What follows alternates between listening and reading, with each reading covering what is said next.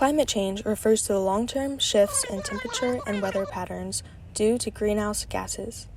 It affects crops by raising the temperature of weather, which are linked to changes in rainfall patterns, droughts, and the duration and frequency of heat waves.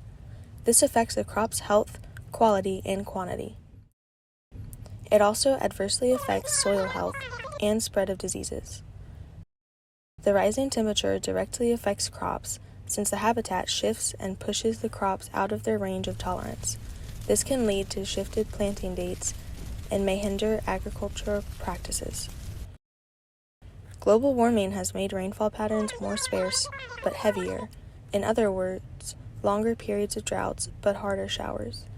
This change in rain paired with change in heat causes soil erosion as the soil becomes more prone to erosion due to lack of organic matter. The longer droughts also cause farmers to provide more input. This is usually from groundwater, which leads to another issue, groundwater depletion.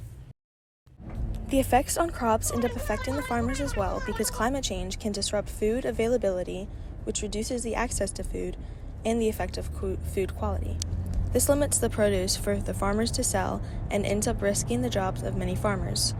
This also affects them economically because farmers are forced to purchase different systems to get water into their crops, such as irrigation systems. Because of this issue, the coastlines of North Carolina are greatly affected. Coastline erosion can occur as well as increased, powerful storms and droughts. Temperatures increase, which can mean bad news for crops. Disease can spread more easily and crops will end up needing more water. The United States also struggles with these problems, but some locations in the United States experience more droughts, whereas other areas will have more flooding. The United States environment is greatly affected. Animals and habitats are affected by the changing climate, resulting in the death of these ecosystems. Around the world, climate change has affected everyone. This issue is quite expensive as well. According to a report by the UN Environment Program, they found that developing countries will need $340 billion per year to adapt to climate change. Individual mitigation strategies for farms include efficient irrigation management through the conservation of water and the reduction of energy consumption. This can be done using drip irrigation, planting cover crops, dry farming, and more. Another way is organic practices, which reduce the dependence on petroleum-based pesticides, herbicides, and fertilizers in conventional farming. Organic farming prohibits most synthetic inputs, which means reduced greenhouse gas emissions, as well as cleaner soil, water, and food. Organic and sustainable techniques also bring additional benefits for farmers, such as increased soil health and fertility. Lastly, supporting farmers markets and local food allows us to reduce the greenhouse gas emissions and the use of fossil fuels and other natural resources that are used during the long shipping processes. When farmers directly sell at the farmers market or through other local distributors, food is transported shorter distances, conserving those resources and allowing these farmers to stay on their land and be successful. Global mitigation strategies include using renewable energy by shifting away from fossil fuels, reducing our carbon footprints.